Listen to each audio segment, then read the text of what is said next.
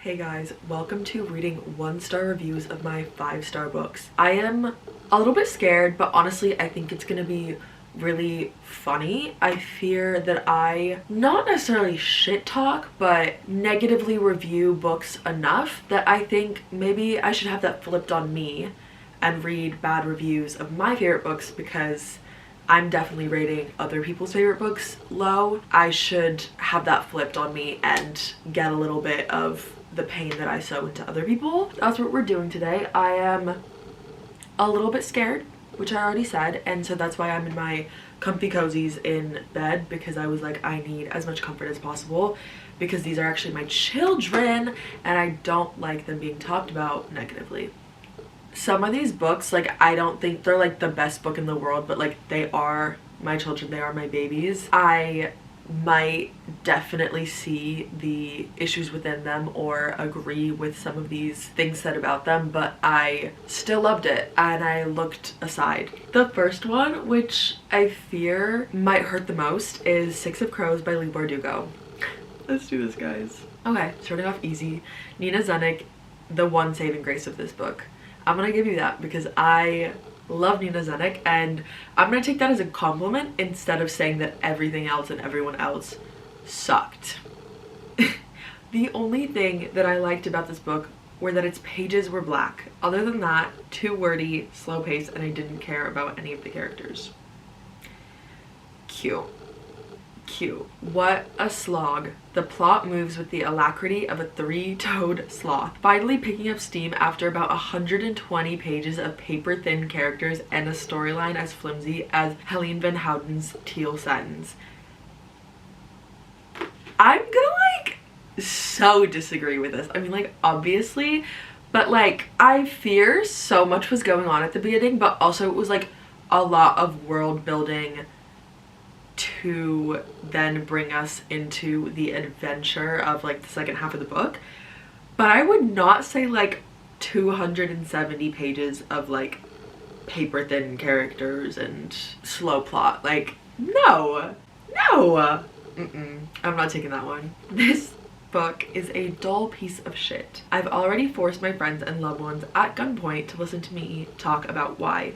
So at this point, I'd rather just start a new book and begin the process of healing emotionally from an experience that made me question whether or not reading is a hobby I enjoy. I'm sorry that you feel that way. Like, truly, like, that actually sucks. Like, I hate when you like hate a book so much that you're like, oh my god, I can't. But like, how? It was so interesting. There were so many stakes. It's literally a fantasy. Like, there's crazy stuff happening constantly. And then my personal fave is 465 pages of crap. The next one I'm kind of scared because it's Beautiful Boy. That is a memoir that was written by this father whose son was going through really bad drug addiction. The whole memoir is based around like the son's story and like their relationship and everything. And so this is like a real life thing. So I'm a little bit scared. Irritating and self-absorbed dribble. Self-absorbed, yeah baby, it's a memoir. Like, I want to light this book on fire, then stab out the chunks of my brain that remember this book. David Sheff's emotional literacy is astounding. Oh, sorry, illiteracy. Talk to your son. Here's the thing, I feel like just in situations like this, it is very difficult and everybody is gonna like deal with it differently, and obviously there were probably conversations had that did not make their way into this book. But like, dang, really attacked him. I don't know what to say. I feel like I don't typically try to talk about memoirs. I'll just be like, yeah, didn't think it was written the best, or like, I didn't particularly connect to that, but I don't really like talking about someone's life story like that. It's a really emotional read. If you don't connect to it, I just don't really feel like those things need to be stated as much, because it's not fiction. This is like someone's life. You know what I mean? The next one is Same Time Next Summer by Annabelle Monaghan. The overall consensus of Annabelle Monaghan books is that this is most people's like least favorite, which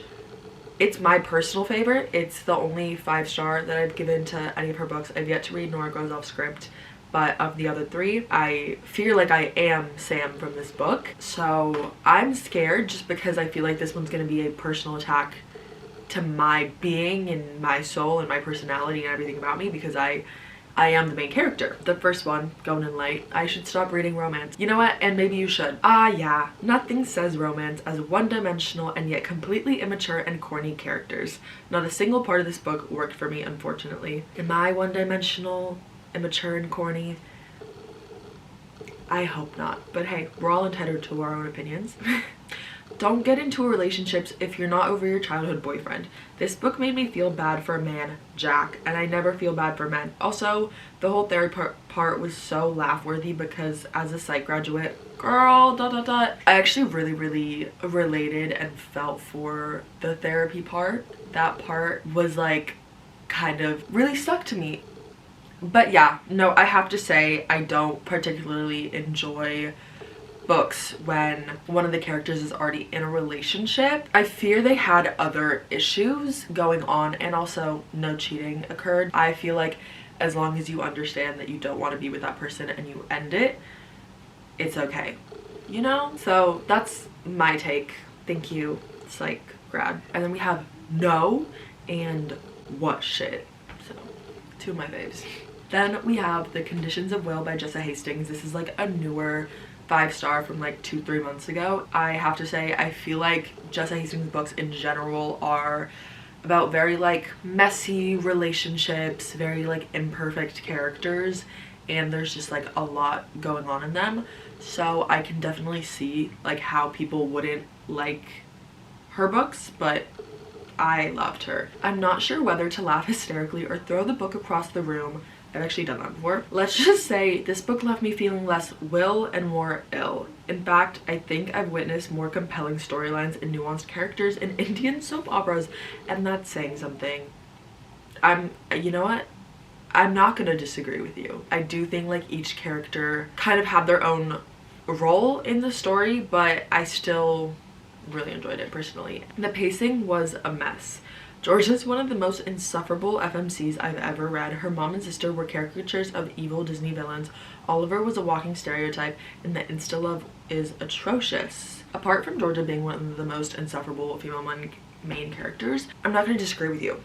I'm not. And in fact, I low-key said all of that in my reading blog for this book. Like, I did not enjoy Oliver one bit, like at all, and I do think he was a bit of a stereotype, but I loved it. Absolute garbage. The story sucks and everyone is insufferable. Absolutely no redeeming qualities.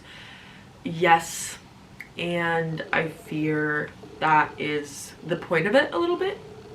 Great Big Beautiful Life by Emily Henry. I love Emily Henry. I gave this one a 5-star. I know people had very like differing opinions on this book. People that generally rate Em Hen books very highly. But I really enjoyed it. I liked the dual storylines that were occurring in it. I thought it was really interesting, and I like that we were spreading ourselves a little bit farther away from just romance. Emily Henry is not writing romance books anymore. She is writing with the sole purpose of landing movie deals, all while imagining a Taylor Swift song playing in the background. Although yes, she did say that this book reminds her of the last great American Dynasty, I don't think she like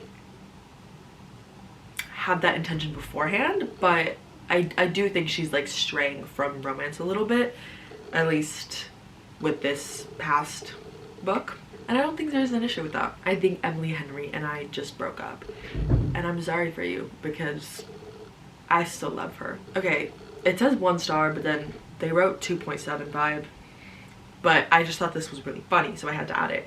My favorite memory of this book is when I was reading it on the road trip, and then my parents started playing religious and Arabic music while I was reading the smut. That's traumatic. Great Big Beautiful Disappointment.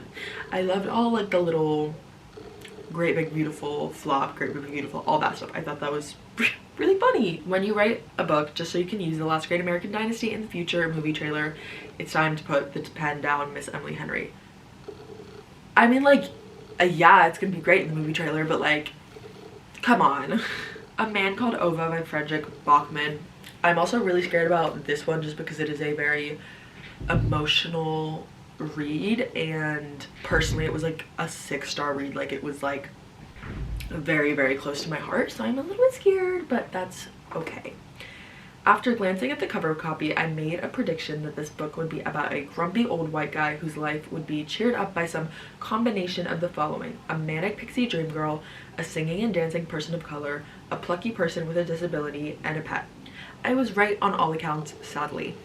You were right on all accounts, but not sadly. I eat all of those things up. I thought that was really fun. I love a little random group of people that ends into a found family. I think it's so fun. An episode of Sesame Street is more nuanced than this story. This book reads more like a script to a bad TV show. In this Rainbow Coalition parable, you have the very grumpy old man who actually has a heart of gold, his saintly wheelchair-bound wife who introduces forsaken, troublesome school kids to Shakespeare, the perky and pushy little foreign neighbor woman who breaks through the grumpy old man's exterior, the perceptive and adorable kids, the rejected homosexual teen, his steadfast goth friend who is ostracized for his ADHD but is actually a thoughtful youth, the orphan and abused spirit guide type alley cat that adopts the grumpy old man. Not many authors could weave these stereotypes into an interesting tale, and this author isn't one of them. This politically correct feel-good story with its caricatures for characters is just so much dross. I do have to wonder if we read the same book, because this book kind of plays the political correctness on its head a little bit. But okay, like I said last time, I love a fun little group of characters like that.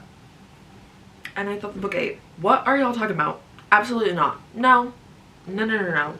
Ove is an asshole, a fully realized, blatant, and aggressive dickbag. He's just a sweet little guy. Guys, this part was so funny. This section is so funny, and that is The Picture of Dorian Gray by Oscar Wilde. I fear they're just really hilarious reviews of this one. First we have J'abandonne. And you do that, girl. You do that. This book is one of the worst books that I have ever read. It literally sucks so bad. I regret reading it so much every time that I open the book. I wanted to gouge my eyes out with an ice cream scooper. I don't usually ever write reviews, but wow, this is terrible. The language is so annoying and pretentious. Like, geez, we get it. You know big words. Calm down. This book is for all the people that think they're really special and important.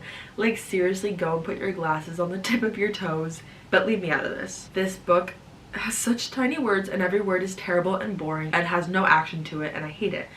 The things I would do to not have read this book is innumerable. It's literally so bad that I can't put it into words. If I could write this less than 1 star, I did. Oscar Wilde should stick to writing plays because this is trash. Why are there no female characters? Like, it's just a bunch of dudes talking about how much they hate women. Who wants to read this? If Oscar Wilde was alive, I would give him a strongly worded scolding about putting trash like this out for the masses.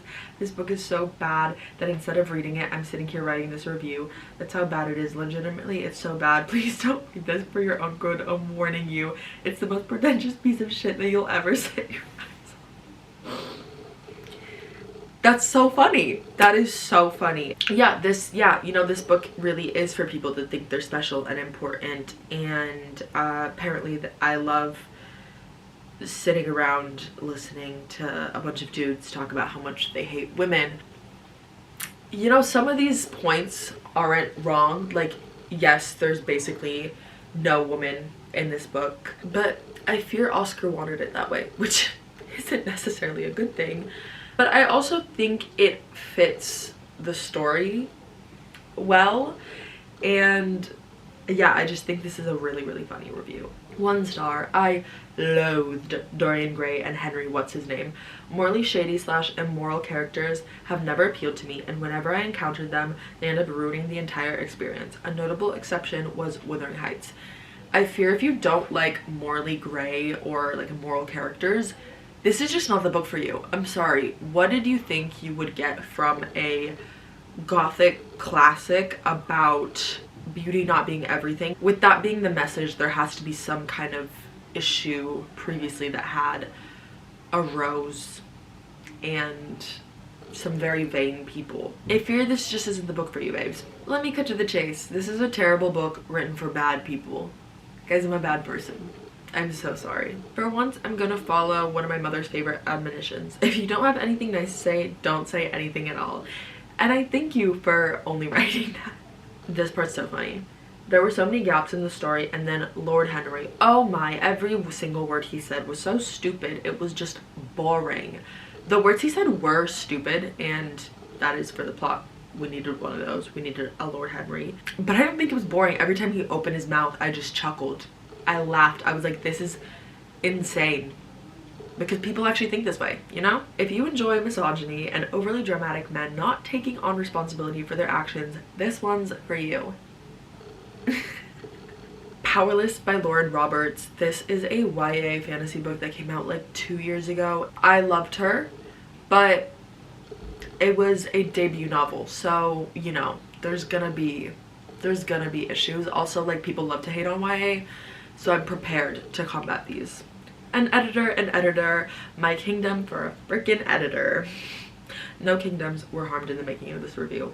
I think that's funny. Yeah, I definitely think a little bit more editing could have benefited this novel and the series in general. It is quite repetitive, but I don't care because I love the characters enough that I was like, the more they speak, the better. This book might as well be called Blue Eyes or Ocean Orbs, because judging from the obscene amount of times they were mentioned, they're practically the main character. And in that same vein, she mentioned the word dagger 101 times. I mean, what can I say? What in the Red Queen, Hunger Games, Divergent, Serpent in the Wings of Night, Throne of Glass, Young Elite, Shatter Me fandom mashup is this? Exactly that. You just took everything you want from those and put it in a book, and I ate it up. I fell for it. And in that same vein, we have, do you ever have the feeling that while you're reading a book, it's trying too hard to be something that it isn't? Did I honestly read the same book as everyone else? Because I seriously doubt it, nor do I think an editor did. I finished it. That's the nicest thing I can say about this book. Thank you. My personal fave, I've read fan fictions written by 12-year-olds on Wattpad with better plot than this. And those 12-year-olds eat. They know how to write, okay? Then we have The No-Show by Beth O'Leary. This book has a very, I think, unlikable premise, and up until the end, you're not really gonna feel sympathetic for the main character or some of the other characters, so I can definitely understand how people aren't gonna enjoy this, but I personally love it, and I love the way it ended and everything that occurred in it. But I'm actually really scared for these. Insert It's Always Sunny in Philadelphia meme here, because all these gals are pathetic, pitiful, sorry, sad, some of them justifiably so, but good lord, talk about a fucking snooze fest. I mean, like, it's just girls that want some love, and like, have you never had a sad or bad thought? Have you never just like wanted a hug or something? Ugh. No. The No-Show was a no-go for me. Instead of romantic comedy, I got a romantic depression. Yeah, no, that's true. It's not a romantic comedy. I would not put it in that field. I do not like books that set out to be emotionally manipulative. Yes, I know all books are technically manipulating a reader's emotions, but if the whole purpose is to get the reader to cry, Nicholas Sparks and Jojo Moyes, I'm looking at you, then nope, not interested. Cool babes, then this book isn't for you. Nor are like any of the books I like, because I love me an emotional manipulation. I love not knowing where the story is going to go and then having like the most tear-jerking reaction. There's no way people genuinely like this book. Yeah, I don't like it. I love it. I literally love this book so much. But you know what? It's okay, because I think that about a lot of people's favorite books. So then we have Sunrise on the Reaping by Susan Collins. I don't think I need to say anything. It's the newest book in the Hunger Games series, and loved her, love Haymitch. There were definitely little things that I thought could have been done better, but a lot of the critiques that I've seen online, I very much disagree with, because I think Susan Collins very much thinks through everything that she's going to put in, and does so very meticulously and purposefully, and I think people just kind of wanted like a fun la time, and that wasn't it. But that's not what the Hunger Games is supposed to be. But anyway, nostalgia is an amazing thing. for a franchise. If you read a book for nostalgia and vibes only, then you will enjoy this. If you're looking for something that actually makes sense, has a point to it, or isn't just retconning fan service nonsense, you will not find it here. I really don't think that this book was really like fan service. I think that she stayed true to a lot of what she wanted in the book and how it was supposed to go. I don't know. Personally, I enjoyed it. I think some things needed to be pulled a little bit longer. I think the book could have easily been like an extra 100 pages or something just to explain some more things. But like, I disagree. It felt like a Wattpad fever dream. Girl, did we read the same book? Like, what was going on? First off, the singing. Why? Like, okay, it worked in a way in The Ballad of Songbirds and Snakes. It made Lucy Gray extremely annoying, and I found myself rooting for Snow to kill her, but it made sense in the book. Girl, what? What? Okay, anyway, and here, for what purpose? To tie it to the other story? It was unbelievable, and the amount of it did not work. One song, okay, I can deal with that, but no, we didn't stop at one song, or even two, or three. Nope, it just keeps going and going and going. I tried to listen to the audiobook for this and had to stop and switch back to reading because there was so much singing. I felt like I was listening to a musical, and even reading, I probably skipped 20% of the book just by skipping the pages with songs. First of all, I personally think that the use of songs in this was important, and yes, to tie it to the other book, because, you know, that is what prequels do. They expand upon the universe and tie in so that we see more of what's going on. I thought it was very necessary, very helpful. I will say, I think the Raven poem could have been cut out of the last 5 times they repeated it, because like that is one of the most well-known poems of all time, and I did not need it repeated that many times, but like it's just not that big of a deal. Suzanne needs to put the pen down. I hope I never have to hear the name Lenore Dove again. My god. Let Lenore Dove be. That poor girl did no harm. No harm. And all that happened to her, no. No. No. I can understand an ounce of Lucy Gray annoyance because she is an annoying character, especially from the perspective that we get, but I think that is also part of the point. But Lenore, finally we have Never Let Me Go by Kazuo Ishiguro. This is like a literary fiction dystopia about the future and like organ harvesting. It's just a very like interesting think piece on humanity, and I loved it. I'm a bit angry at this book. It was a waste of my time, boring for most of the entire story. A nap would have been more refreshing. It's not a refreshing book, but it's not meant to be. Boyfriend, sorry I didn't like your favorite book. Do you still love me? Please? Bro, I can't. That is it for reading 1-star reviews of my 5 stars. I feel like they weren't too awful. I think a lot of them were funny, and obviously like everybody has valid takes, valid critiques on books, or you know, it's just opinion. It's all just subjective, whether you like something, whether you don't. Like there is no right or wrong to it. But I have to say, some of y'all did not use critical thinking when reading these books because you clearly did not understand what was being told to you. But anyways, I hope to never read another 1-star review of my 5-star reads again, because those are my babies. But I do hope to see you guys here next week, so bye.